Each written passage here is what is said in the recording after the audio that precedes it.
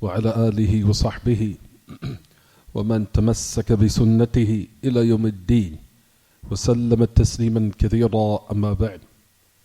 We continue Kitaab At-Tawheed this evening, 7:49 p.m., which today on the non-Muslim calendar is March the 11th, if I'm not mistaken. March the 11th, 2020. On this night, which is technically, well, according to the non-Muslims, we're still on Wednesday. But as far as the Muslim calendar, technically this is Thursday night. This is Thursday night. And we're in the 17th of the month of Rajab. He was giving you the whole pack. We're still on the 17th, on the night of the 17th of the month of Rajab, the year 1441 after the migration of our Prophet alayhi salatu wasalam. As we continue Kitaab At-Tawheed, we were still in the chapter which is pertaining that from faith and belief in Allah is to be patient with His destiny and His divine decree. So if one wants to fully attain Iman and have faith, correct faith, because everyone claims faith, but not everything that one claims is correct. But correct faith in Allah subhanahu wa ta'ala is to be patient with His divine decree, what He decrees amongst the creation of what we perceive as evil and good, or good and evil. All of it is from what He wills subhanahu wa ta'ala. And we said at the same time that evil is not ascribed to Allah. The evil is not ascribed to Allah. However, it is ascribed to the maf'ulat. It's ascribed to the creation, but not to Allah. For verily, as we said in the chapter, as we talked about and discussed the ayah, that you'll find that the great Imam, after he put the evidence, once he put the title in the chapter, then he substantiates the chapter or the title with evidence and proof from either the Book of Allah or the Sunnah of our beloved Prophet alayhi salatu wasalam. The first ayah that we explained, in order to establish this affair of the importance of being patient and steadfast with the divine destiny and decree of Allah, is the ayah where Allah subhanahu wa ta'ala says in His book in Surah At-Taghabun. And this is the ayah which we mentioned last class, and this is what we started to explain.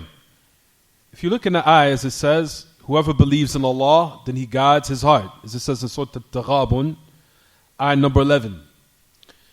As Allah subhanahu wa ta'ala says in His book, وَمَن يُؤْمِن بِاللَّهِ يَهْدِي قَلْبَهُ وَاللَّهُ بِكُلِّ شَيْءٍ عَلِيمٌ. Whoever believes in Allah, then Allah subhanahu wa ta'ala will guide his heart. As we said last class, when we mentioned the athar, the narration upon the great tabi'i, and his name was Alqamah ibn Qais al-Nakha'i. If you notice in your books, it says Alqamah said. Alqamah. You see it, Hassan? You see it where it says Alqamah said? You see it, Bilal? You see it, Ahmed? You see it, Suhail? You see it, Yaqeen? You see it? It says Alqamah said. It says Alqamah said that the meaning of the ayah, when he was explaining this ayah which is in Surah At-Taghabun, he said, هُوَ الرَّجُلُ تُصِيبُهُ الْمُصِيبَةِ. It is the man, and he's afflicted with an affliction. And he has knowledge that is from Allah. And he submits, and he's content, or he's pleased, as it says, and he submits. He's pleased and he submits. Meaning he submits of whatever afflicts him in his life. And we talked about, mentioned in last class, afflictions are so many. There's so many that cannot be counted all in this one sitting that we're in right now. There's so many of afflictions that all of us face in our lives, whether it be in our health, or whether it be in ourselves, or whether it be in our families, whether it be in our children, whether it be in our relationships with people, whether it be with our spouses, with our children. Afflictions are plentiful. There are various types that one cannot enumerate, nor can one count. But all of us in this room has tasted afflictions, even little children. Because when they become sick or they have a cold, that's a type of discomfort, which is an affliction. It is. When they become sick, when they have a headache, this happens to little children. Right or wrong? Babies, we even see infant babies become sick. We see that they cough. All of these are considered afflictions. They are. And they're all by the divine decree and what Allah subhanahu wa ta'ala allowed to happen with His permission. So this is what we mentioned and said last class in regards to the ayah. Allah subhanahu wa ta'ala says, whoever believes in Allah, meaning from correct faith, if you truly believe in Allah, meaning submitting to His divine decree, Allah will guide his heart. Allah will guide his heart. Meaning that Allah Ta'ala will increase it with light.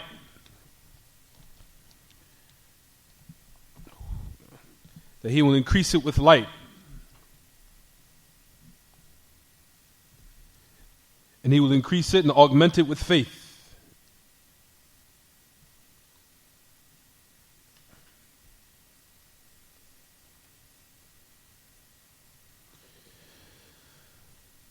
For verily, truly being pleased with Allah as your Lord, accepting and believing that Allah is your Lord, in order for one to actualize that, meaning in order to display that you're truly pleased with Allah as your Lord, is being patient while all these afflictions that happens in your life. The true test manifests during these times, the difficult times, where things or affairs become critical and adverse, meaning you're under severe adversity in your life. You're facing extreme difficulties and circumstances where things have happened and things that will happen, or things that have transpired. Whether you lost a loved one, whether you lost your mother, or you lost your child, or you lost someone dear to you, or someone who's close to you turned on you, someone who was close to you, they just turned on you. All these things happen to all of us, without an exception. Family members might have turned on you after you were close to them. Relationships went sour, whether it be with a wife or a husband. Relationship went bad or went left and it went sour. All this is from the divine decree of Allah, where if you submit to it, like we mentioned and said, and you accept it, and you're pleased with Allah as your Lord, if you're pleased with Allah, then you will submit to His divine decree in whatever He is destined to happen. These are from the hardest affairs, like we mentioned and said, to submit to, even though, like we said, they're the easiest to comprehend and understand. And this is what we mentioned. For verily now, as you'll find that the great tabi'i, Alqama ibn Qais al-Nakha'i, that he mentioned and said, that one who submits and he's pleased with the qada, the pre-divine and decree of Allah, and he submits to it, that Allah will guide his heart. And that is the point of evidence of why the great Imam mentioned this in the chapter. That Allah, being patient with His afflictions and His tests, Allah subhanahu wa ta'ala will put contentment, and He will guide one's heart, and He will increase it in faith, in insight, and light. And like we know that this is the fruit of patience upon the divine decree and destiny of Allah. As we said last class, for a person who displays the opposite, where some affliction happens, and he will say something off his tongue, which is the opposite of what we just mentioned, such as, for example, why did this have to happen to me? Why does this always have to happen to me? There's no God. Why does God make these things happen to me? Why did it happen to so-and-so? They're a good person. Why does so-and-so have to be taken away from us even though they were righteous individuals and upright people? Why did they have to be taken so early? They were good people. Those are the affairs in which we mentioned and said, it does not show that you're being patient with the divine decree of Allah when you manifest this type of behavior, or you exhibit this type of behavior and conduct, and you express it verbally in this way. This clearly shows that you're not what? Pleased, and nor are you being patient with the divine decree of Allah. Tabaraka wa ta'ala. When you say these statements, it shows your discontentment for Allah. Meaning, when you say for His divine decree, you're discontent with His divine decree, which now it drifts off into another affair, like we said, brothers and sisters, where you're not accepting Allah Tabaraka wa ta'ala as your Lord when you now say these statements out of your mouth. Because if you say that I'm truly content with Allah being my Lord, then you would never make these statements out of your mouth. Is it clear what I'm saying? You would never say these statements. Why? Because you know Allah subhanahu wa ta'ala's knowledge is vast, to the point, as we talked about before, where Allah subhanahu wa ta'ala was mentioned about His knowledge, and even though it is greater than this example that Musa or that Khidr has said to Musa. As we talked about the hadith, which is in Bukhari, at the end of the story, what happened with Khidr and Musa. And what happened, everyone, when Khidr had all those strange things happen in Surah Al-Kahf, until the point where Musa started to what? Criticize Khidr. He started to blame him. He started to rebuke him for some of the things that he did not comprehend. And to the point, where did Khidr say? Khidr says, Alam aqul innaka lan tastati'a ma'iya sabra. Didn't I not tell you that you will not be able to be patient with me? As it comes in the story of Surah Al-Kahf, all you have to do is read it. It's right there. All those affairs in which we proceeded to be evil, until Khidr had said at the end of the story, when he started elaborating and explaining why all those things that he deemed to be evil, the wisdom of why Allah allowed it to happen. All you have to do is look into the story of Surah Al-Kahf. It's right there. It's in the ayats, in the last pages of Surah Al-Kahf. Read the story, what happened with Musa and Khidr. When one of the stories of what happened is with the people were in the ship, and they were what? Righteous people. And Khidr had came upon their boat, and he had what? He had dismantled it, or he damaged it, to the point where it was not able to what? It was not able to sail anymore. And on top of that, they were poor people on the boat. So there was people who were indigent, from the destitute, didn't have a lot of wealth. Then on top of that, they were righteous people sailing within the sea, minding their business. Khidr came on a boat, and he what? He damaged it.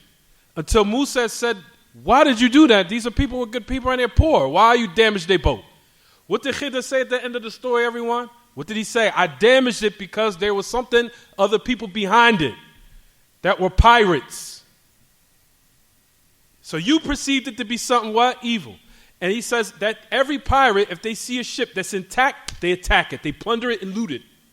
But when they seen the ship that it was damaged, then what? Left it alone. So that's the reason why Khidr has said, to show things that your mind perceive as something evil, but behind it is a wisdom of why Allah subhanahu wa ta'ala what? Allowed it to happen. Same things that happen to us on our daily lives. Some of us are in our cars. Something happens, bang. And this has happened to me, and it's happened to certain other people, where we got held up. And you're trying to make your destination, or you're trying to be on time for something you have to do. And something just happened out of nowhere. And you're like, man, subhanAllah, what's something like I'm trying to get on the road and handle my business. Something held you back. Then when you get on the road, you find out that something happened in the middle of the road that if you would have left at that particular time, you would have been amongst those who were what? Hurt or injured. Or maybe even death. Or why your car didn't start at a particular time. Because that's going to make you late. Kept turning on the car, then maybe 20 minutes it came back on. Out of nowhere. You don't know why Allah subhanahu wa ta'ala allows these things to happen. Then it happened, what happened in the story what it went on with Khidr and Musa. Then what happened? Everyone. What happened with the little child who Khidr had approached and he slaughtered, he killed him. Little child. What did it say in the story? What happened? Why he killed the child? Until Musa said, you did something very evil. What did it say? And Khidr said, I told you won't be able to be patient with me. Then he explained at the end of the story what was the reason or why he did it. He said because he had two righteous parents. He says, and your Lord wanted to give them a better exchange than what he had, because if he would have stayed alive, he would have did the most evil thing to his parents who were righteous, which was what? To be a reason for their evil, or them becoming wicked, or them becoming disbelievers.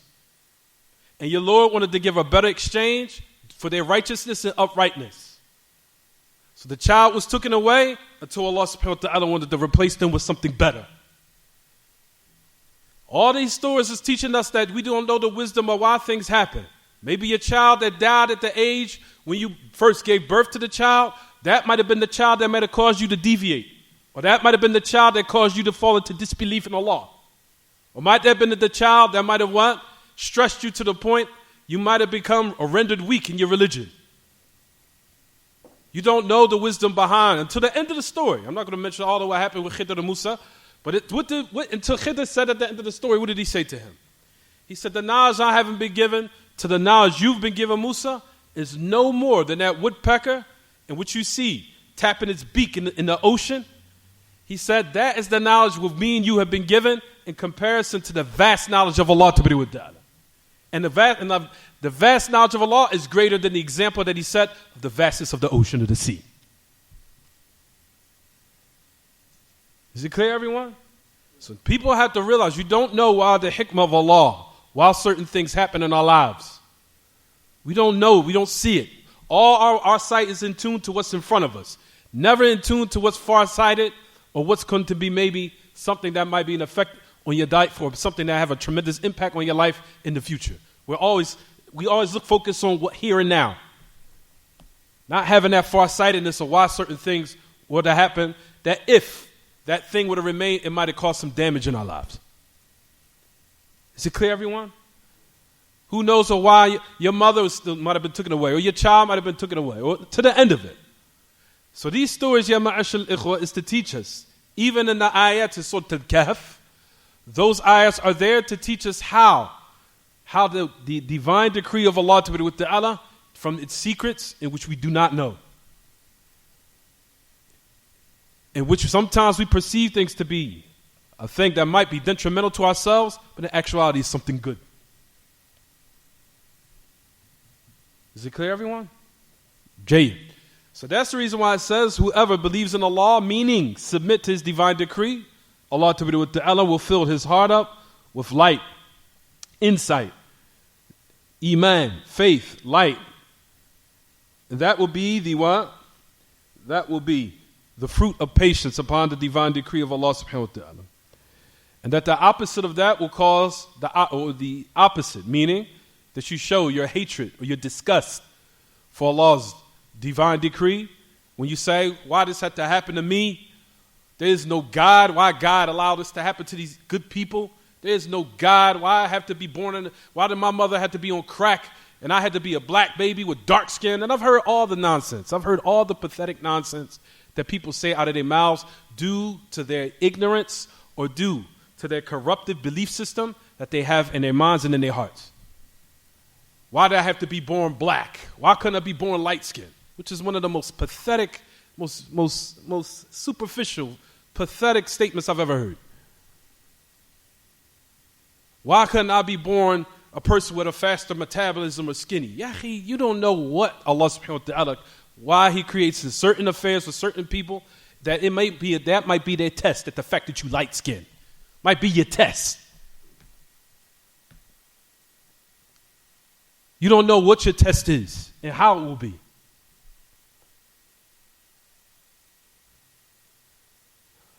So for that reason, ya ma'ashal ikhwa, these affairs that we're learning now allows you now to submit to all these affairs. Whether you were born dark skin, light skin, curly hair, coarse hair, whatever it is. Allah allowed that to be for a reason. It's a reason behind it. And Allah does not make mistakes in His creation. He creates for a reason. It's a wisdom behind it. It's a reason why it's there. And it's a reason why you're dark skinned. And it's a reason why one is tall. And it's a reason why one is short. There are reasons for this. Is it clear, everyone? It's a reason why Allah took your father out of your life. Why you don't know him. It's a reason for that. Maybe if your father was in your life, he would be the one that would not allow you to accept Islam if he was in your life. You don't know the hikmah behind Allah. We have to start submitted to these affairs. We say it, but are we actually implementing this? Are we? Because we hear the complaints about people all day having complexes. To the end of it, Allah subhanahu wa ta'ala does not make mistakes when He creates. It's a reason why it's there. And Allah has determined everything with a point of when it was brought into this existence all the way up to when it will die. It's a reason why it's there. Is it clear, everyone? Jayyid.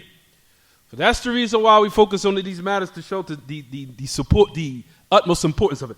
So then the opposite of it causes the what? As we said, for a person that says statements out of their mouth, why God had allowed us to me, why I had to be this way, why the heck couldn't be tall like so-and-so, why couldn't I do this, or why couldn't I be this shape like so-and-so, why God had to take my mother away at a young age, why God had to allow so-and-so to die at a young age, to the end of the statements that shows you discontent. When you make these type of statements, the opposite takes place.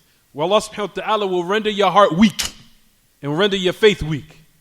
It will come now, it will be the result of the opposite effect.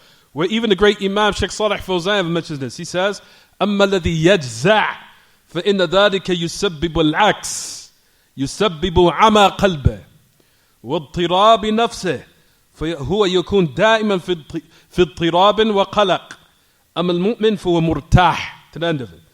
He says, for the one who's impatient, and they display impatience, for verily that causes the opposite. يُسَبِّبُ الْعَكْسِ. And it will cause blindness of the heart. And oneself to be disturbed. And he will always be in a state where he's disturbed and worried, anxious. As for the mu'min, Allah subhanahu wa ta'ala will allow that iman that he has so he could be relaxed. He could be murtah. He could be comfortable and relaxed when these things happen. For that is the reason why, like we mentioned, it said, for the person who's afflicted of affliction, he knows it's from Allah, he's pleased, and he submits. Allah ta'ala will enter ease, and He will bring you that ease to your heart, and He will have you from the what? From those who are relaxed. Especially for those who submit to the divine decree and the destiny of Allah ta'ala. So that's the explanation of, like we said, the first what? The first narration. So the narration of Al-Alqamah ibn Qais, that's the meaning of it. Is it clear? Next narration. Look at it. It says on the authority of Abu Hurairah رضي الله عنه وأرضاه أن رسول الله صلى الله عليه وسلم قال اثنتان في الناس هما بهم كفر. Someone show him for me, please. Where it says on the authority Sahih Muslim, the authority Abu Hurairah رضي الله عنه, that the message of Allah صلى الله عليه وسلم said, two amongst the people, he said, which is considered kufr, which is to make mockery of one's lineage. Focus. To make mockery of one's what? Nasab, of his lineage, and to wail over the dead. And to wail over the what? Over the dead.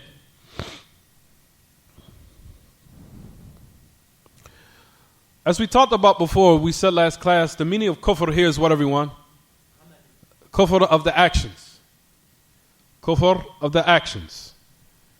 Kufr of the actions is considered what, everyone? It's considered sin. Kufr of the actions. Because you have one type of kufr, which is kufr of what? Of the belief system. First category of kufr is what, everyone?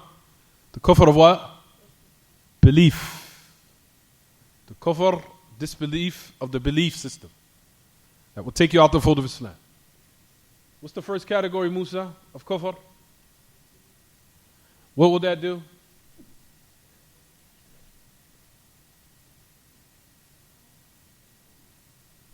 It'll take you out the fold of Islam. طيب. What's the meaning of the hadith where the Prophet ﷺ said, سَبُّ الْمُسْلِمِ فُسُوقٌ وَقِتَالُهُ كُفْرٌ? Insulting the Muslim or cursing the Muslim is fusuq. It's fusuq. And fighting him is kufr. What's the meaning of kufr here in this hadith? Tafadal, Jamar. Kufr of the actions. So fighting him is kufr. It's kufr of the actions. Meaning it's a major sin. طيب, what the Prophet ﷺ mentioned is said that a person, matter of fact, let me use it. والله لا يؤمن والله لا يؤمن والله لا يؤمن. قالوا ما هو يا رسول الله؟ قال الذي لا يأمن جاره بوائقه. I swear by Allah he doesn't believe. I swear by Allah he doesn't believe. I swear by Allah he doesn't believe. Prophet ﷺ said it 3 times.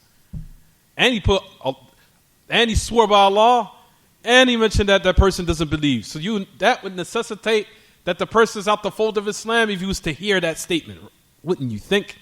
Now listen to where it follows up.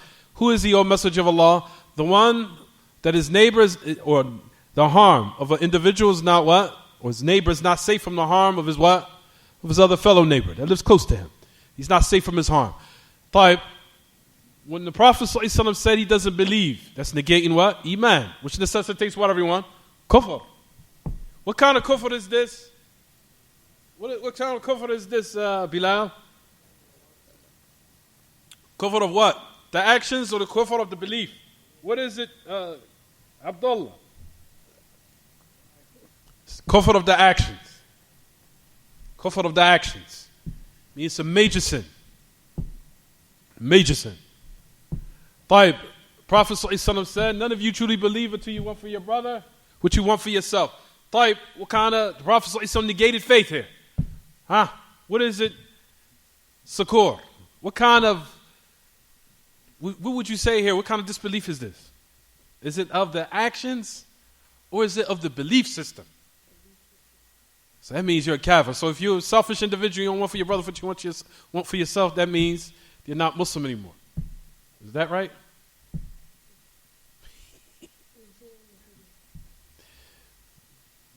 It's the belief system. None of you truly believe until you want for your brother what you want for yourself. Kufr of the belief? None of you believe until you want for your brother what you want for yourself. We got a brother right now that walks in, all he cares about is himself.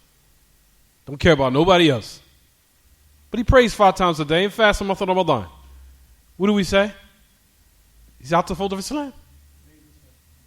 Major sin. Which means what? It's kufr of the actions. It's a major sin. Especially to be what? Thoughtful. You're not thoughtful. Don't care about nobody else except yourself all the time. To the end of it. طيب. The Prophet ﷺ mentioned here in this hadith two affairs or qualities which is amongst the people and is considered kufr. Number 1 is to make mockery of someone's lineage. Number 2 is to wail over the dead. So if one was to wail over the dead, what would we say? They're kafir. Huh? What would we say, everyone? Which is considered kufr of what? The actions. Kufr of the actions. No, it's no problem. I'm glad that you got the answer wrong. That's good. It shows that you're learning. You understand? So don't feel embarrassed at all. I'm happy. I'm just happy that you're here and that you're trying. You understand? Ahmed? So wailing over the dead is the why the great Imam, you'll find that he what? Put this in the chapter in the first place. Why he put this in the chapter in the first place? Because of that particular statement that was mentioned in the hadith. So you notice that the great Imam, Sheikh Muhammad Abdul Wahhab rahimahullah, you notice and you see exactly why he put this narration in the chapter. Why, everyone? Because wailing over the dead shows what? Discontentment for what, everyone? For the Allah subhanahu wa ta'ala's divine decree and destiny. Which shows that a person is not being what? Patient with the decree of Allah. So clearly what he mentioned in the hadith is relevant to why he put it in the chapter in the first place. Is it clear, everyone? Because when you scream over the dead and you wail over someone who's beloved to you, died or passed away, screaming over them displays what, everyone? Discontent. It shows discontent. Screaming and wailing over the dead shows what? Discontent for the divine decree of Allah Ta'ala. So that's clear for why he said, or why he put this narration in the chapter. For example, if a person just cries, if he cries and it shows tears of remorse, sadness, grief, there's nothing wrong with that. So I want that to make that clear. If a person dies and they pass away, there's nothing wrong with crying. I want to make that clear. Is it clear, everyone? If a person dies or someone close to you, who's beloved to you, dies, it is nothing wrong with crying or time for remorse or time for where one mourns. Not remorse, but mourns. There's nothing wrong with what? Sadness. The Prophet ﷺ, when his son died, Ibrahim, he cried. When his son died, right? We know all of his sons passed, all of his sons died. And he's a prophet, when his son Ibrahim died, it was Ibrahim. Ibrahim died, the Prophet ﷺ wept, he cried. So there's nothing wrong with crying. The problem with what was mentioned in here is what? Is when a person cries and they did it, as they say, sifat al-nawhil hamam. That they're screaming and wailing like a what? Somewhat like a dove. Their voice is like loud and they're just going what? Ballistic. And doing an act that shows you what? Discontentment. They're wailing, screaming. And then on top of that, like we said, it mentions or shows that a person is not being what? Patient. So now, what is it negating, everyone? It's negating that obligatory patient in regards to what? Allah. Is it clear, everyone? Right.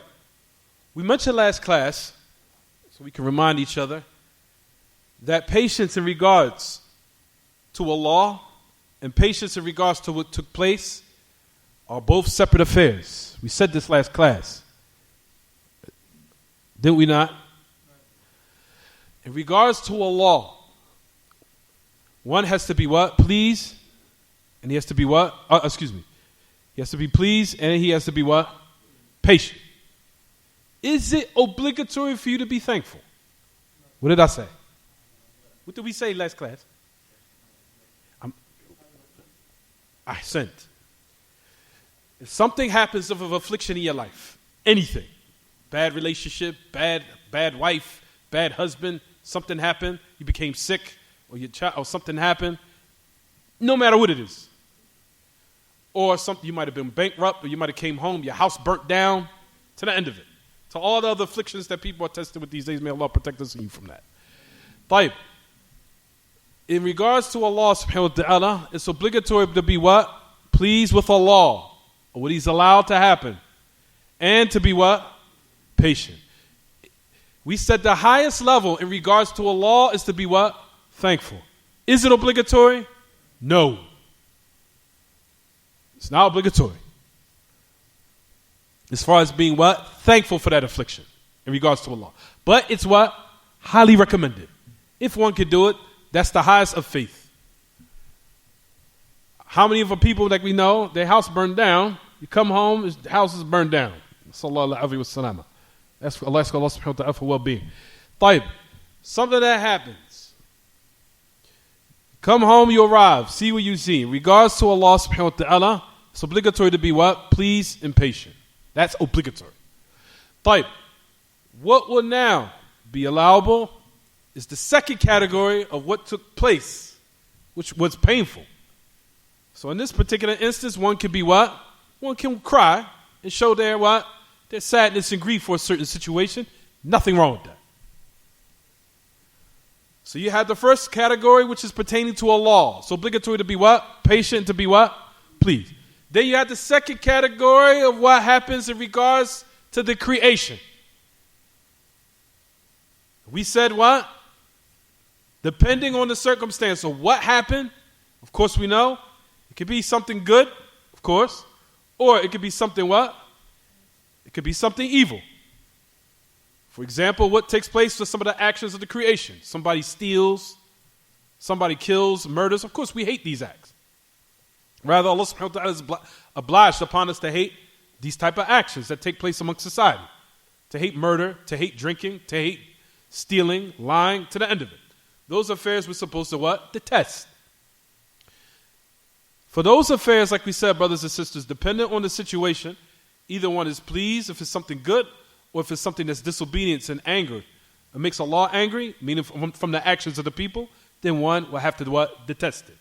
طيب. How do we apply it to this hadith here? Look to your books. So how will we apply it here? Somebody didn't call the adhan yet? Nobody called the adhan yet? Amir, you want to call it? You want to call it, Amir? I don't think nobody. No, he's not here. The other Amir's not here.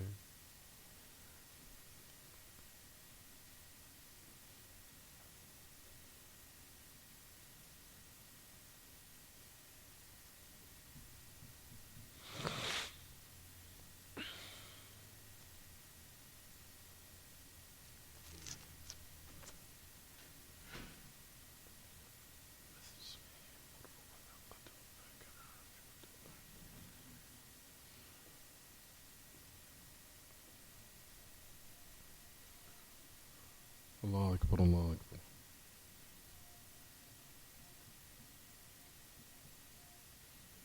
Allah Akbar, Allah Akbar.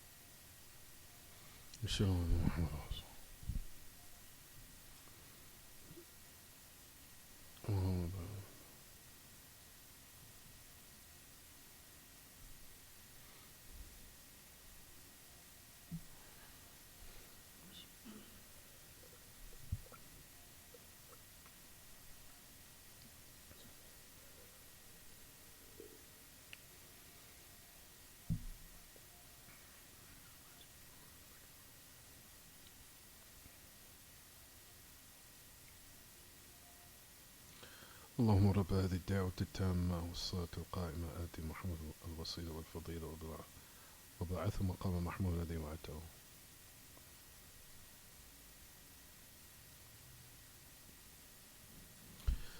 طيب. So those are the categories that we mentioned, right, everyone? So that's what we're going to review, and that's what we're going to apply right now. This narration here, that's what we're going to apply. طيب. Another thing I wanted to bring to everyone's attention, also from the affairs to let you determine what type of kufr that is mentioned in certain narrations of the prophetic sunnah of the Prophet ﷺ, is when kufr comes nakira, indefinite, without an alif wa lam on it. For example, in this hadith here, you won't find there's no alif wa lam on it. It's nakira, it's indefinite. As it says here, two qualities or two things from amongst the people that it is considered kufr with them. Notice, if you look in the hadith, the Messenger of Allah didn't mention al-kufr. Al-kufr, it said kufr, without alif wa lam on it. Do you notice that if you look in the Arabic language? For those who know Arabic, of course, they understand what I'm saying. If you notice in the Arabic language of it, it does not have alif wa lam on it. It doesn't say al-kufr. It doesn't say al-kufr. Keep your head up. That's called the sleep position. That's called al-kufr. Do you notice that in your book, everyone? It doesn't say that. Does it say it or not? It says kaf fa ra kufr. Does it say al-kufr? طيب. So listen. Shaykh al-Islam Taymiyyah mentions about this narration. He says, بخلاف قول الرسول. You'll find in contrast, there's a narration of the Prophet ﷺ where it says, between ar-rajul wa-shirk wal-kufr, tarku as-salah. You said you'll find a narration that says between a man and a shirk, where alif wa lam on polytheism, alif wa lam upon kufr, is to leave off the prayer. These are from the narrations you'll find, you'll find that these are from the narrations that you'll find that Ahl Ilm that they utilize to say what, everyone? You'll find that they utilize the saying that leaving off the prayer is disbelief and it will nullify your Islam. That's from the narrations that they say. Of what was mentioned in the narration, when the Messenger of Allah said al-kufr, that the kufr, or al-kufr, which is to let one know that what? Leaving off the prayer, you'll find, especially with a lot of Ahl Ilm that say that, leaving off the prayer is considered major disbelief. Major disbelief that will nullify your Islam. طيب. This narration was mentioned, if you look in your books, what type of kufr was mentioned? Without the alif lam on it. Follow me, Sakur, focus. Without the alif lam, you look in your book, you know where we are?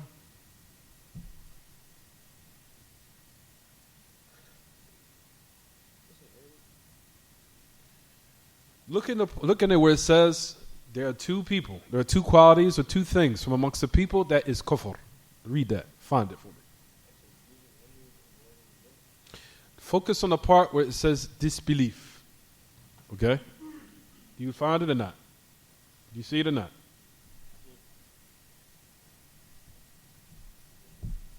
It's right there. There are two things that indicate disbelief. Disbelief. The word disbelief.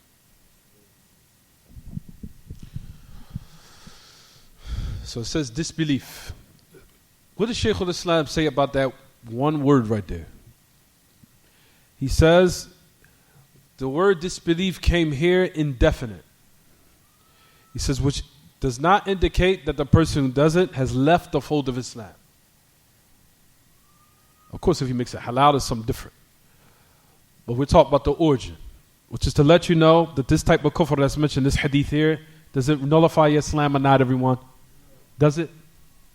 If one was to do it, does it take you out the fold of Islam? Does it?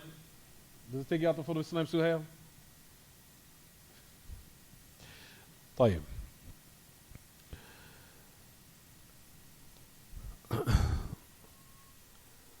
So first, number one, we want to mention everyone that afflictions is of four levels. The first level is one being angry with the divine decree and contentment of Allah. With the divine decree of Allah, Discontentment, disgust, anger. That's the first level. The first level of afflictions. The first level of affliction, Sukur, is to show your disgust.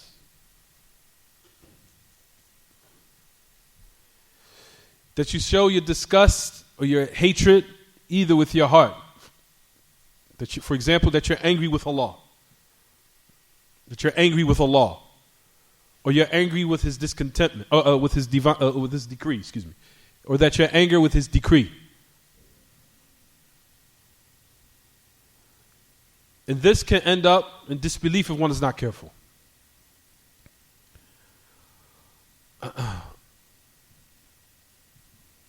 For example, those who have something that happens in their life, and those who believe that in order for them to be upright in Islam, that everything has to be going the way they like it. As long as I'm getting what I want in my life, I love Allah and I love Islam. But when it's but if it's going in a way that you do not like, it's going in a way that you're being tested, and certain things that are happening in your life, then now the opposite happens. You'll say that since I became Muslim, all these things just keep happening to me. All seems like my life is just going left. Since I embraced the truth, since I came to Salafiyah, all I see is just a bunch of people who have bad manners. Since I came to Salafiyah and I embraced Islam, it just seemed like my life just went to turmoil.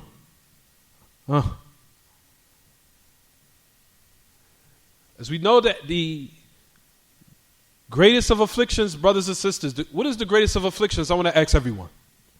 What's the greatest of afflictions? Is it the fact that you lost your money? Is it the fact that you lost your car? Is it the fact that you lost your children? What is the greatest of afflictions? What is the greatest affliction that anyone could be tested with? What is it? Which is, just to sum up one word, you're being tested in your religion. You'll find that Ahl Ilm say number one test at the top of the list of afflictions, which is the ultimate, disgraceful, most greatest test, is that you're being tested in your religion. You're being tested in your belief, or you're being tested in your uprightness with Allah, or you're being tested with your obedience to Allah. Is the greatest affliction that any human being can be afflicted with. It's not the fact that you might have lost or you had a limb amputated or an arm amputated. For if you're patient, Allah subhanahu wa ta'ala will put you in paradise. What's being tested is when you're being tested your uprightness with Allah. When you're being tested of whether or not Salafiyah is the greatest, is the truth or not. And you start to become confused. When you start seeing these things happening inside yourself, hasten towards a doctor. Who's the doctor, everyone? The people, no. The people, who's the doctor that can help you? It's the ulama first. It's those who have the ilm. And to turn to what? Uprightness and obedience to Allah. When you see that yourself that you're starting to go left, that is the greatest emergency, right? How you feel, everyone?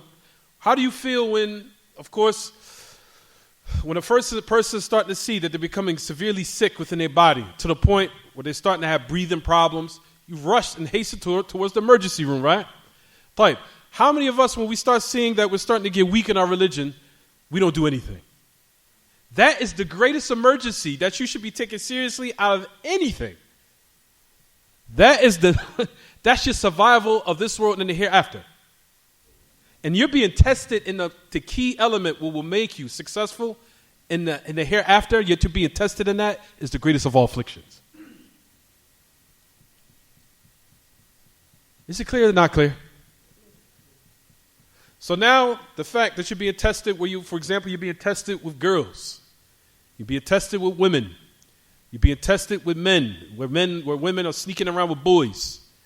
Or you're being tested with social media with the pictures and the attention. Because men like to chase after the women, and the women love the attention of the men. If you find that you're being tested in your religion some type of way, your prayer, you start to come up short, not praying this proper time. You're starting to find that you're starting to drink, starting to smoke, starting to do certain sneaky things that you shouldn't be doing. All these are considered tests in your religion.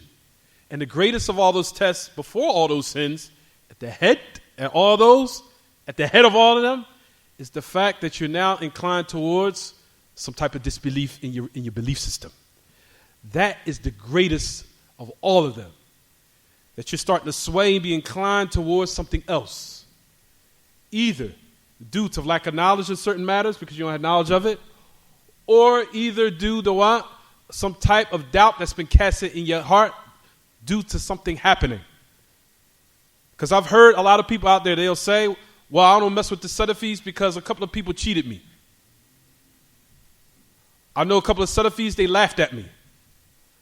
Or when I went to a certain masjid, some people treated me a certain way. Like we talked about in the previous chapters, if you notice, everything is connected. Allah subhanahu wa ta'ala says, وَمِنَ النَّاسِ, from the people, that what? From them, the ayat, it says, مِنَ النَّاسِ مَن يَعْبُدُ اللَّهَ عَلَى حَرْفٍ. From the people who worship Allah upon an edge. Meaning that their uprightness with Allah has to be conditional. فَإِنْ أَصَابَهُمْ خَيْرًا اطْمَأَنَّ بِهِ. If they attain some type of good, when they say, for example, since I've been Salafi, since I've been Muslim, everything has been going my way, the grass is green, this is the greatest religion I've ever had in my life. So Allah subhanahu wa ta'ala mentions that in his book. He said, from the people who worship Allah, conditionally. If some good happens to them, and Allah touches them with some mercy, everything is good. They're at ease with it. Then if Allah decides to test them, when asabathum fitna, inqalaba ala wajhi. If some type of affliction afflicts them, they turn and they flip back on their face. Oh, this is the most pathetic religion I've ever embraced in my life. Since I embraced it, all I had was turmoil. The people at the masjid have terrible manners. They treated me so bad. At the end of the day, brothers and sisters, the truth is not about what the people do. It's about what's in the Kitaab and Sunnah. And the people's actions are judged based upon that, not the opposite. The truth is never judged based upon the actions of the people. Never. Because people are human beings, it's either prone to be what? Right or what? Wrong. That's the problem in which we emphasize. Once you now start looking and engrossing yourself inside the religion, especially in the belief system of the creed of Ahl Sunnah, you won't care, well, who does what to you from the people. Because I know, based upon evidence and proof, that Islam and Salafiyya is the truth. I don't care who treats me how. I don't care if it's the common folk or if the students of knowledge oppress me of the dunya. At the end of the day, I know Salafiyya because of the knowledge I've studied. It's the truth, and I love it because I have it. It's substantiated. It's the knowledge that I possess. Not based upon how the people treat me. Because the people can always more than likely treat you either good or they'll treat you bad. Because that's how Allah made the creation. Is it clear or not? Whether they be from the common folk or whether they be the most loved people, students of knowledge, I don't care who it is. Ka'in and man-kan. At the end of the day, they're all human beings. Is it clear or is it not clear, everyone? At the end of the day, once you study how perfect the religion of Allah subhanahu wa ta'ala is, you'll love it and you won't care who does what to you. Whether it be your wife, whether it be your husband, whether it be your children, no matter who it is. At the end of the day, I know this haqq is the truth. And my Islam is not for anyone. So what I'm saying is, brothers and sisters, the trick of shaitan is that he will what? He will make you. Now, he will make you utilize these type of doubts in order for you to what? Be afflicted in your religion and you to be tested in it. He will utilize all these different types of what ways to get you to deviate and leave off the truth. He will all say, oh, yo, when I went to that masjid, they just treated me horribly. That's the reason why I hate Salafiyya. Whoa, really? What the people did to you is that deep? I went to the masajid that was upon the truth at one time. They treated me bad. It happens to everybody. Of course, you're going to run into a little people that have some type of, if you want to say, ignorance with them in certain regards to their conduct and behavior. That's everywhere. So what, you going to go back to church? Because you're going to find there too, they got some ignorant people there. So now you're going to say, I'm going to leave all Christianity? Because everybody has ignorant people. They're going to treat you certain ways, certain everywhere. That's everywhere. But shaitan, what he does is, he's quick to make your mind blame the what? The religion. He makes your mind go to the religion first. It's Allah's fault why they treated me. See, this is why I hate Islam. Why? What the Islam and what Allah subhanahu wa ta'ala's haqq have to do with certain ignorant people? One doesn't have to do with the other. What does that have to do with anything? Is it clear what I'm saying, everyone? You hold on to these principles, you will hold on to the truth. That's the reason why we're teaching them. Because these are the type of ambiguities and doubts that shaitan puts in the minds of the people so they can leave off Salafiyya, leave off Islam, leave off the truth, make them deviate, make them become extremely weak in the religion, or make them totally just isolate themselves. That's because that's another trick from shaitan. I'm tired of the people with the truth. I'm tired of all the experiences that I've had, bad experiences that I had. You know what? I'm just going to isolate myself. That's another trick that shaitan plays with the people. Because I know people that do it. I'm tired of these people the way they treat me. I'm going to just isolate myself. I'm going to be an introvert. I'm just going to be alone. I want to be bothered with nobody. Another plot, shaitan got you. Got you.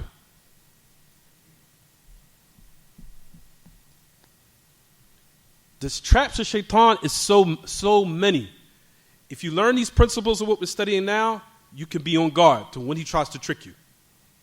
One of the ways is that he tries to utilize some of the people who you might run into that might have mistreated you. And it could be from people from the Sunnah that might have did you dirty. And I'm not afraid that it has happened to me. It does. It happens. I'm not afraid to say it is what it is. It just happened to me. In the past, yes, it's happened to me. So for that reason, I'm going to leave off the haqq. And after all this I've studied with the ulama, you realize how perfect Salafiyya and the people in the Sunnah is and how beautiful it is. All that for some ignorant people?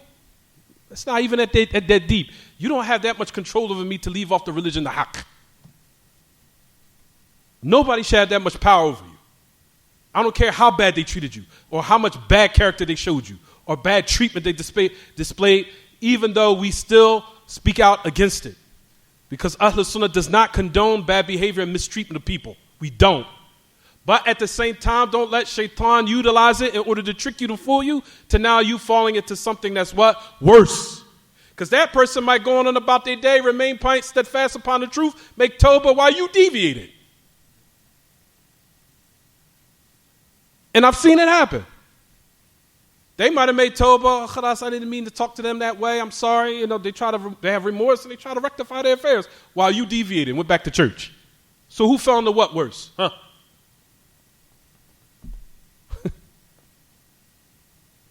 Is it clear, brothers, or not clear? While they still stay fast upon Salafiyya, you want to go back to the Ikhwani Masjid. You want to go back to the Ikhwani Masjid. You want to go back to the Sufis. You want to go back to the other deviant masajid. And you ask, I've asked certain people, Akhi, why you leave off Salafiyya? Man, you know, that just some Salafis, every time I go up there, they just treat me so bad. You know what I mean? I just, you know, certain people already have something in their chest and they just look for stuff. So that's one type of person. But no doubt, it could be probably that they did run into somebody that might have mistreated them at the end of the day. But if you know that what we're discussing now, then you have your protective barrier to know that even if you did receive this type of treatment, at the end of the day, I'm not leaving off the truth. I'm not leaving off the haqq for anyone. I don't care how they treated me. And me being a man and a strong person, the person who mistreated me, I'm going to still come to the masjid. And I'm going to still show my face. And I'm going to still show that I'm what? That I'm strong and you did not run me away. I'm going to still be here. Nobody should have that much control over you. I don't care who it is. People have control. You don't realize, brothers and sisters, either indirectly or directly. People can have control. Mistreatment now can take you away from coming to the people or the place of the truth based upon one or two ignorant people or three, or let's just say 5. Who cares at the end of the day? At the end of the day, we all human beings, we all bleed at the end of the day. I'll come to the masjid and I'm still going to learn the haqq. I don't care. I'm going to just pay you no mind while you're in the masjid. I don't care. It's not all that deep with me. You're just a human being. Is it clear, brothers and sisters? Because I'm tired of hearing this nonsense about people. You know, I was married to a Salafi brother or I was married to a Salafi sister. She treated me bad. So you stopped coming to the masjid? You went to the Ikhwanis? You went to the Sufis? You left off Salafiyya? You went back to Christianity? All because of what? Of experience with some person? You let that individual have that much power over you? That individual had that much dominant power over you. Is it clear, brothers and sisters? Jade. So that's the reason why when afflictions happen, the harm of which Allah subhanahu wa ta'ala will test you with is from His what? Qada and His qadr. So now when you start to make statements, I hate Islam, I hate Salafiyya, I hate the people of the Sunnah, I hate this, I'm going to go somewhere else, and I'm going to go here, I hate Islam, all these things always got to happen to me, they never happened to me since I started embracing Islam and I became Muslim, I became Salafi. What category does this apply to, everyone? Number 1, what does it say? That you're discontent, you show your disgust for what? You divine the decree of Allah. Either with your heart or you being angry with Allah. As a result of it, as we know, or you're angry with the divine decree of Allah, in which, as a result of it, it could lead to what? Major disbelief. If you're not careful. And I just gave the examples of it. And that's why Allah subhanahu wa ta'ala says in Surah Al-Hajj, from the people who worships Allah upon an edge. Meaning it has to be conditional. If some good they're tested with or afflicted with, then they ease with that. Oh, alhamdulillah, this is the best religion I've ever had in my life. But if Allah decides to test them with some trial and test, that they flip upon their face, that they leave out the dunya and the hereafter. So that means they regressed until they what? Left off the truth. You can show your disgust for the divine decree of Allah by your tongue. It could be by what? It could be by the tongue. It could be by dua. It could be by wail. It could be whilst invoking or screaming out loud, "Oh Allah," or "Destruction be to this religion. Destruction be to the truth. Oh, I hate this."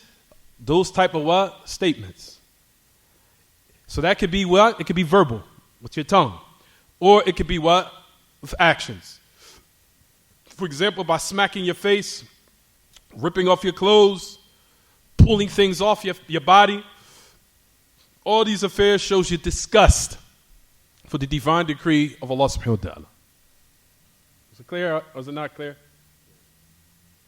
طيب. Second, go ahead, tafadhal. Run like the wind. Run like the wind. طيب. The second category is the maratib of what we're mentioning now, as far as the levels of afflictions. So you have first is your disgust. Then you have the second, which is what? Patience. I don't have to go into this. Patience. Second is patience, where you're holding yourself back. You're keeping your composure. You're keeping your composure. You're keeping yourself in check and control. Even though the affair is really heavy upon you and it's hurting you inside. It might be eating you up in your heart, but at the end of the day, you're still what? Making sure that you control your tongue, you control your body and your limbs. Making sure that you're still doing what Allah subhanahu wa ta'ala has what? What Allah subhanahu wa ta'ala has obliged for you to say and what obliged for you to do. Even though that thing in your heart is really what? Hurting you.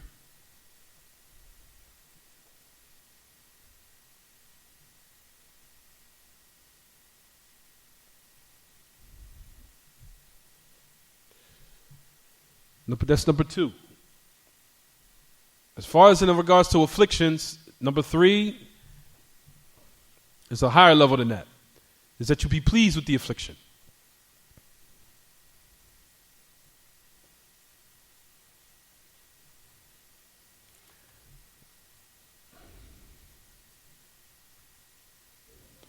I'm going to mention it generally, we'll stop here. So just the third one, and the fourth one, we'll just stop here. The fourth is the higher than being pleased, which is, as far as in afflictions, is to be thankful, which is the highest of all levels.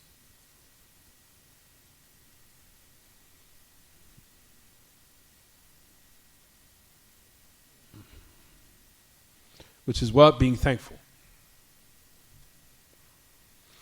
So let's read the hadith quickly of Abdullah ibn Mas'ud. Let's try to apply everything we just mentioned. طيب, hadith of Abdullah ibn Mas'ud. Let's read it quickly, everyone. He is not from. Tafadhal, Bilal. So we gotta pray. 9 o'clock. Tafadhal. Mas'ud.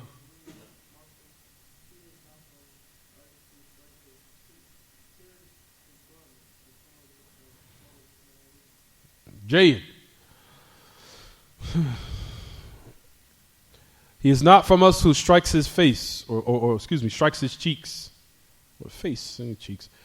Well, here's specifically hudud, cheeks. With shaq al-juyub, and he rips his garments, and he calls the calling of jahiliyyah. I think for the most part that the hadith is self-explanatory in order to show why the great Imam put this narration in the chapter in the first place. Is it clear? However, what we wanted to speak about is in regards to the call of Jahiliyyah. Right, everyone? The call of Jahiliyyah. As the call of Jahiliyyah,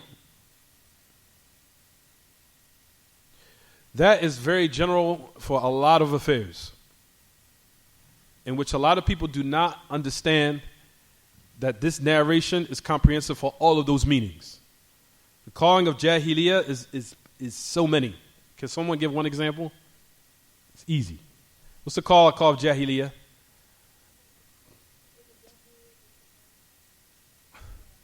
The call of Jahiliyyah. Tafadal. He's not from us who calls the call of Jahiliyyah. There's so many things, brothers and sisters, so many. Ahsan. Some of the aspects of it, from it, is just to go with the majority are upon. But the vast majority, what we're upon, we're just going to go along with it because the majority of people are doing this, so we'll do it, even though it's wrong. Another one. Tafadal Yahya.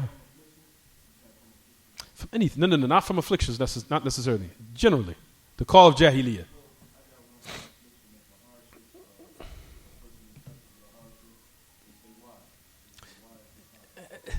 But that's not what we're speaking about here specifically. The call of Jahiliyyah. But that is correct what you said, huh? I sent. Agreeing with someone just because they're wealthy. Meaning that the person who's wealthy and they possess an abundance of wealth, that's a sign that Allah subhanahu wa ta'ala loves them. So you go along with what they're upon just because they have or possess an abundance of wealth. That's the call of Jahiliyyah. طيب. تفضل.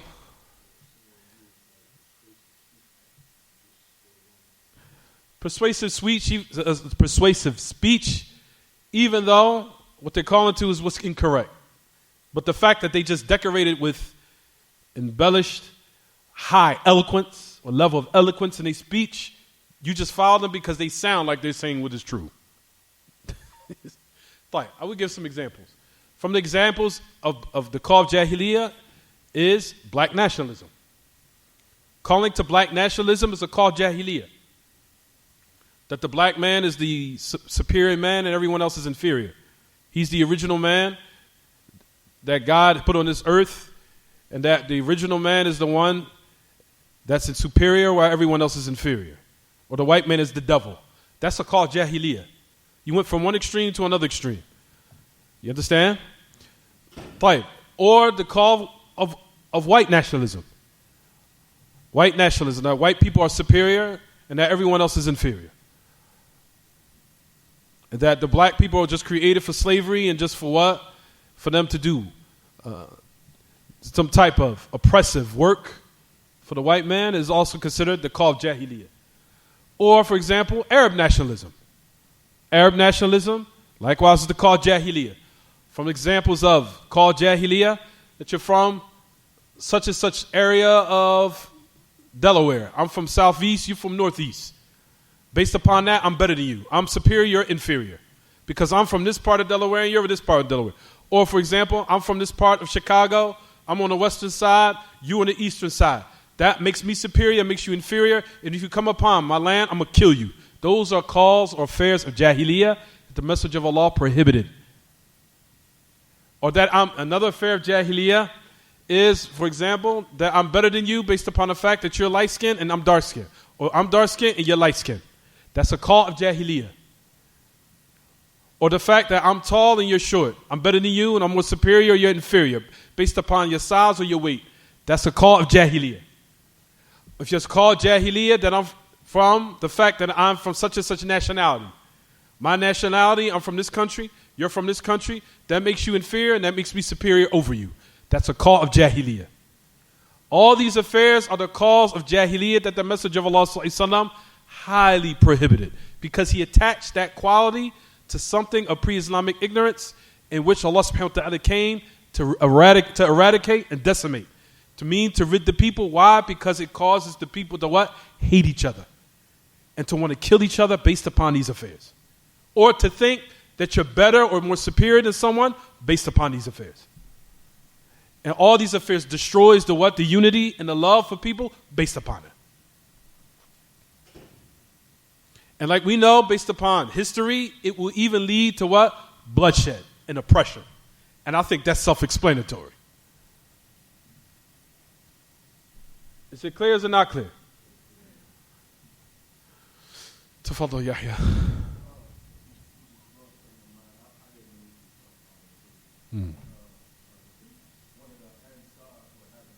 I understand. I already know the narration. I know it.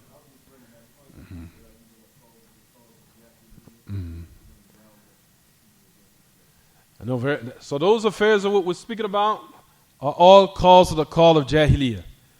That I'm light-skinned, you're dark-skinned, I'm brown-skinned, I'm better than you because we're the light-skinned crew, you're the dark. Because I've heard this nonsense amongst brothers and sisters. Well, that's the light-skinned crew, that the light-skinned crew only hangs with the light-skinned crew. All these affairs, it's just like, it's just like saying, like, when are we going to wake up?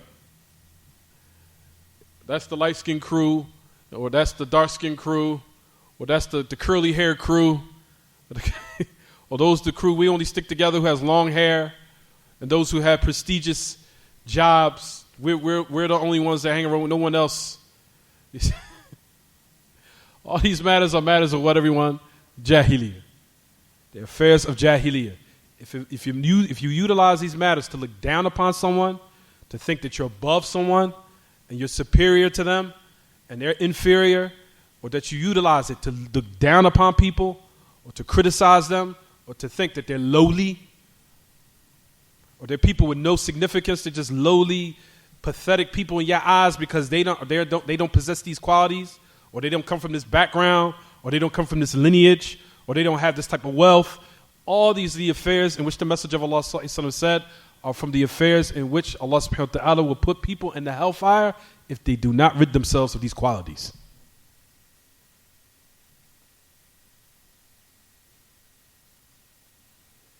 So these affairs are very serious. It's incumbent upon everyone to rid themselves of all of these type of what? All these mentalities that have been what? Propagated in our minds. It's obligatory for you to purify your mind from it. If you don't purify your mind from it, your belief system will be checked on the day of resurrection. And if you utilize these affairs to say that you look or you think you're above someone and someone is beneath you, as a result of it, you have now have involved yourself in the cause of the affairs of Jahiliyyah.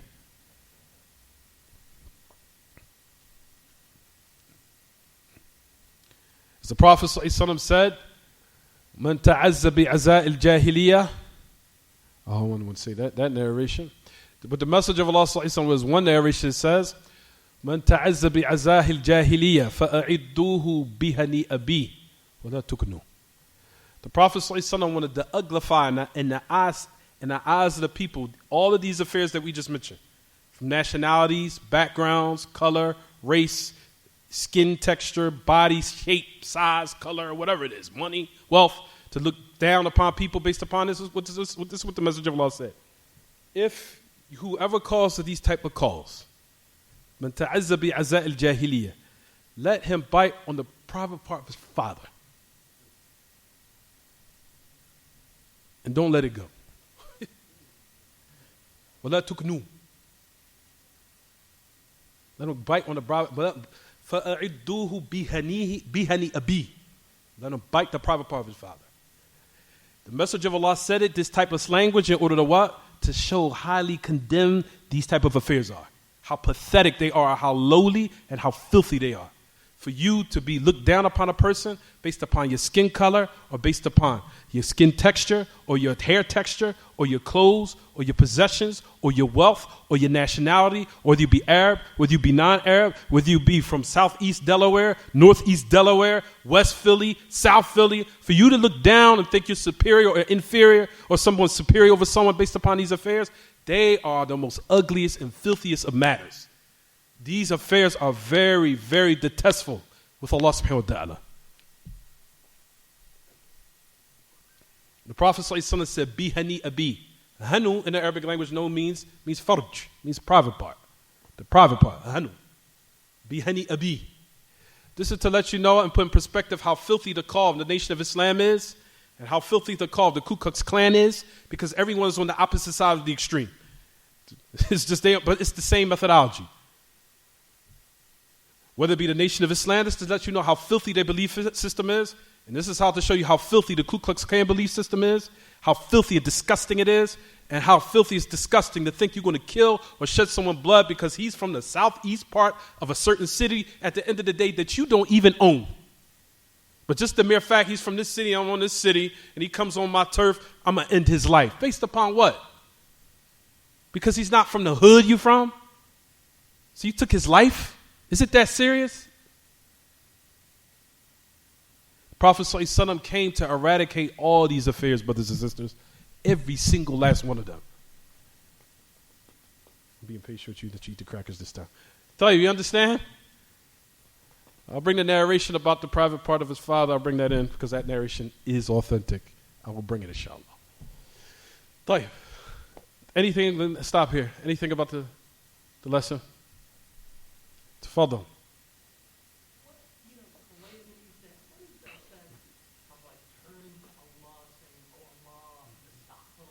Absolutely.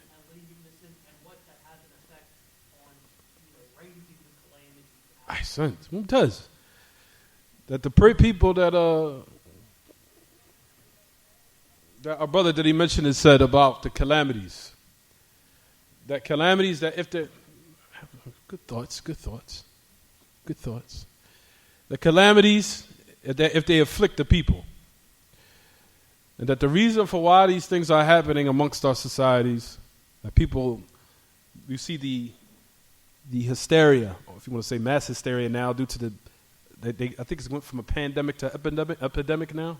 Pandemic, they say went up the ladder. At any rate, these affairs happen and that they take place, brothers and sisters, because of the sins of the people.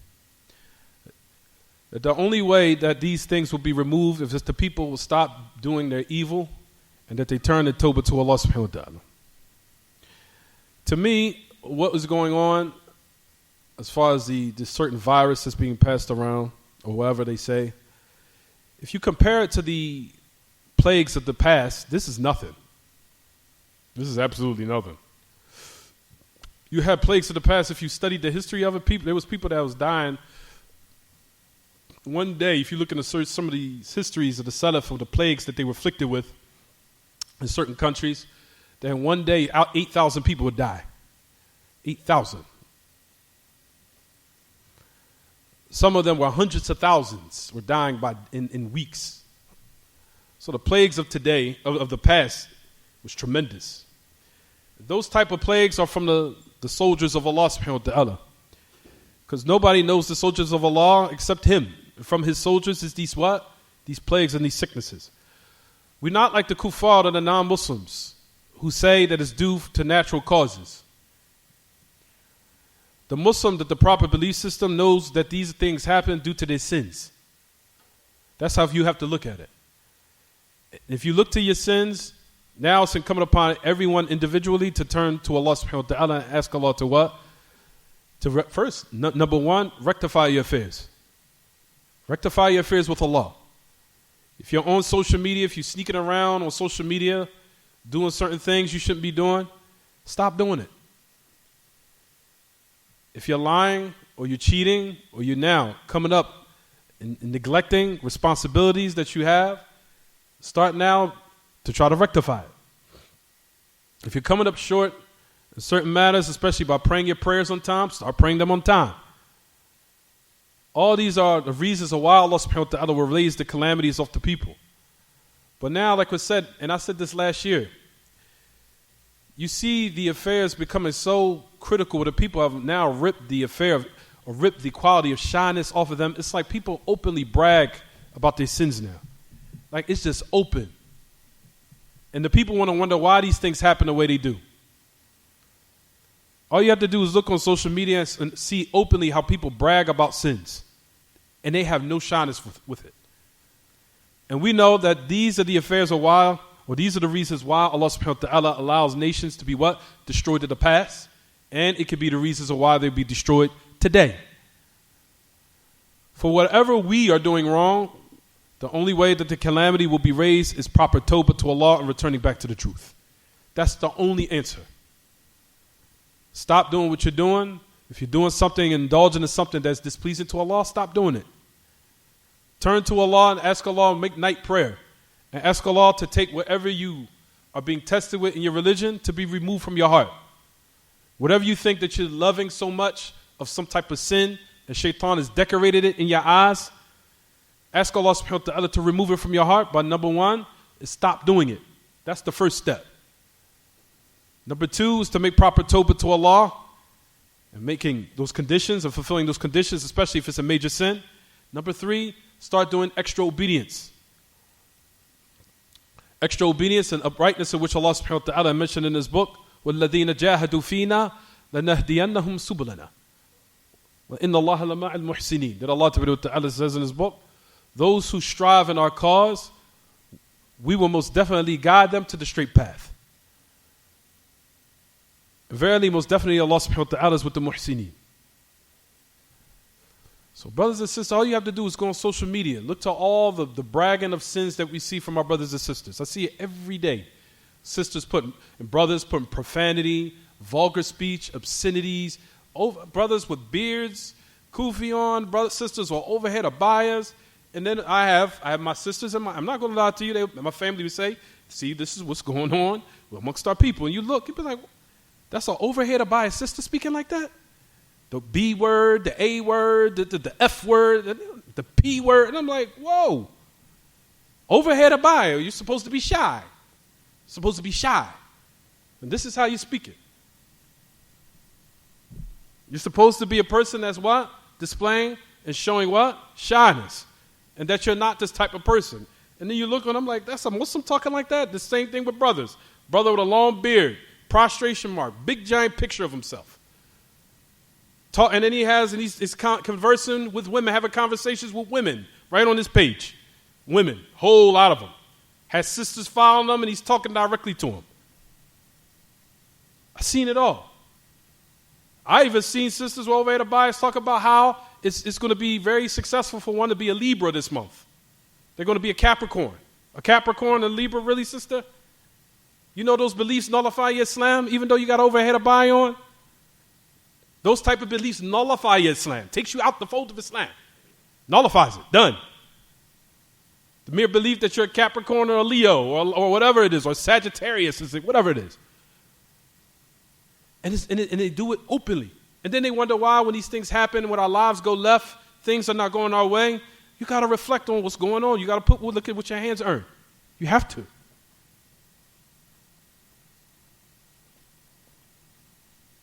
Tafadhal.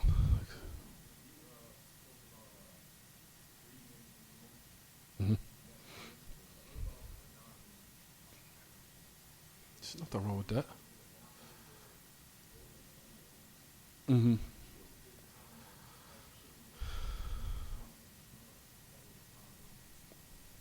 There's no doubt you can remorse over a non-Muslim's death, from your family members, your mother dying.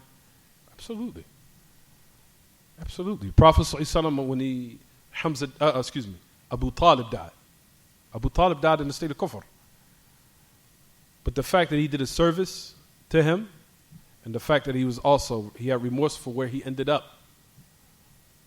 Because he ended up in the hellfire, even though it was the lightest part. Abu Talib was in the lightest part of the hellfire. But he still felt remorse and regret and sorrow over his past and where he ended up also. To where he ended up in the hereafter. So you have sorrow, and you have, as far as what the amount of time, of course there's boundaries and ahkam in regards to remorse for a non-Muslim. We know there's ahkam for that. From them is that you can't seek their forgiveness for Allah. Of course you can't be buried as far as their janazah, unless it's in certain circumstances where no one else wants to bury them, if it's a darura. But the origin is that the janazah of the non-Muslims is not supposed to be followed, or especially in the church, not supposed to be entering the church and participate in their services, or follow their janazah, or even go to their burial, unless, like we said, there's no one else to bury them alive, or there's no one else to do it. Those are certain situations that one could do it. But there's nothing wrong with being sorrowful or remorseful, especially one's mother died, father died, brother died. As far as, like I said, the ahkam of it, you can't seek forgiveness for them. You can't go in their churches, participate in other their services, or go to the repast. But you could, like we said, you could come to your mother, other people in your family, and tell them and offer your condolences. I'm sorry, and you definitely can shed tears. But as far as those affairs with Islam, then no. Now, as far as the time limit, that would have to be checked. as far as a time limit of remorse.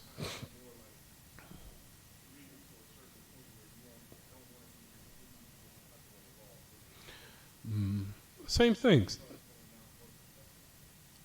Absolutely. Now, for the example, the love of the, what goes back to the i'tiqad, the belief, to know that that person died in kufr, then you cannot have that same remorse as far as love of the person who died in the state of iman. It's just the natural love that took place that you have for the person, and the natural love that you might have had for the person, how they did, and what they displayed of good treatment, and what they did in someone in your family who's from your lineage. But that's it. But not the love of a person of iman. It all goes back to i'tiqad from the belief system, Kitaab At-Tawheed. Same thing. So it's just like when a person is married to a non-Muslim, from a man marrying a non-Muslim woman from the book. If that was applied correctly in these days. Because I have to say that. Because I definitely have to say that. For example, Allah subhanahu wa ta'ala allowed that. The general hukum is, if we were in the proper land to apply, where a man can marry a woman of the book, they're upon kufr. But what type of love do they have between them? Natural love. There is no faith. There is no love of faith. There isn't any. This is natural love. So what happens is they pass. We shed tears, for natural crying, for one's have natural love for that person, but not the tear of the love you will have for a person of iman. Never. Is it clear? Anything else? Because we got to stop and pray, brothers. Anything else? وصلى الله وسلم وبارك على نبينا محمد وعلى آله وصحبه. سبحانك اللهم وبحمدك. أشهد أن لا إله إلا أنت أستغفرك وأتوب إليك. You all right?